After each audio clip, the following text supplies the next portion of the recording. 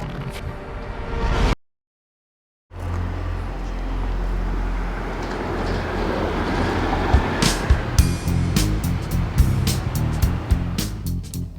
my name is Lil Cesar, and I'm from a crew called the Air Force Crew.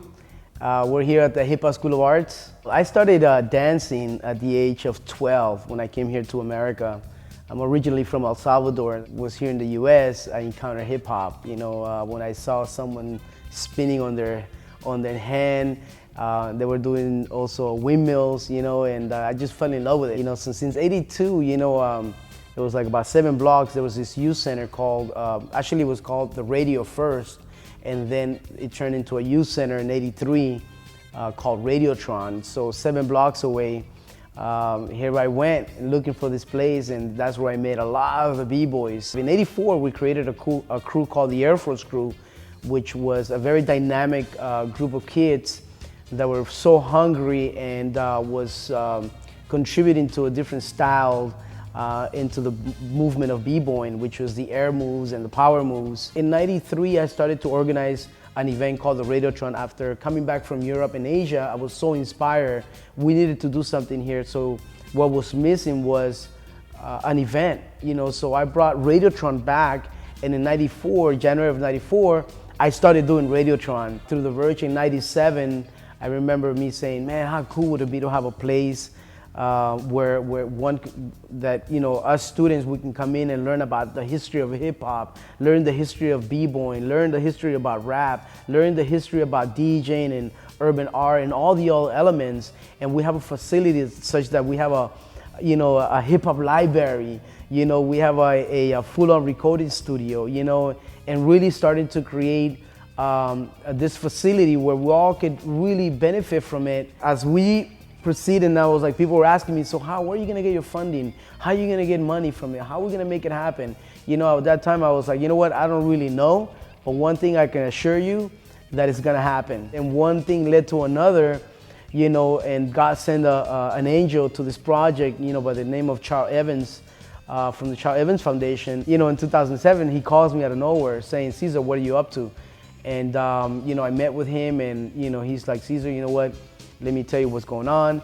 I would like to contribute. I would like to, your dream to actually come true, you know, and I would like to really help and make a difference as well. So I was like so blown away. I said, you know, I want to be able to help you and give you fundings and help you also with the nonprofit organization and bring people around you that's going to really make this organization be successful. This is an amazing times for hip hop, because a lot of programs are gone from schools, you know, from the youth centers, they're all gone. So really hip hop it's amazing how hip hop reinvents itself in the middle of a crisis, and then a new movement gets born, just like when it started back in the '70s, you know.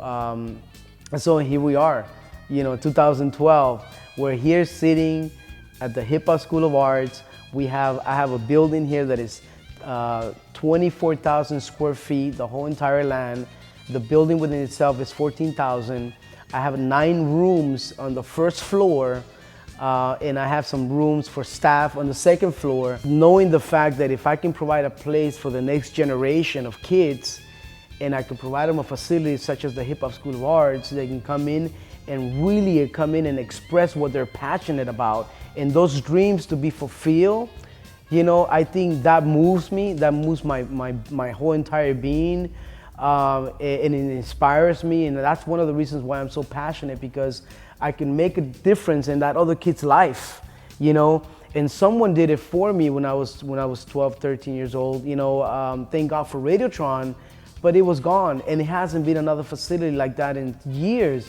So all these kids that went out to the streets ended up in jail, ended up in, you know, in gangs, ended up doing drugs, ended up, you know, even 6 feet under. That is not right. I got to do something about it than just talking about it. And that's why I'm so passionate about to create a facility where they can come here, they could express their talent, and then dreams will be fulfilled. You can start enrolling now. Go to the hiphopschoolofarts.org website, www.hiphopschoolofarts.org, and you can go in there and you can download the forms where you can enroll.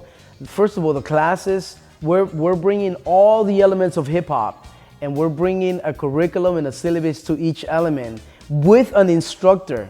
So, you know, if you love DJing, if you love popping, if you love MCing, if you want to record, we have a full-on recording studio. We have also a hip-hop library. We have a hip-hop computer lab.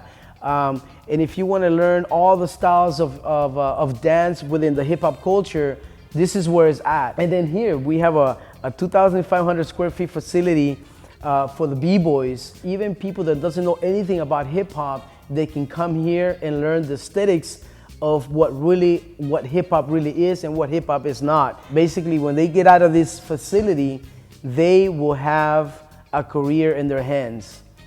And they'll learn all the ropes and what really hip-hop is and what hip-hop is not. And also will learn the business side of it, because we are providing a entrepreneurship class as well, where they can learn the aspect, what does it take to become an MC? And what does it come with it? You know, the business side of it. What does it come to be a dancer? And how do we get to write a resume? How do we start to travel and go abroad? You know, where do we get an agent?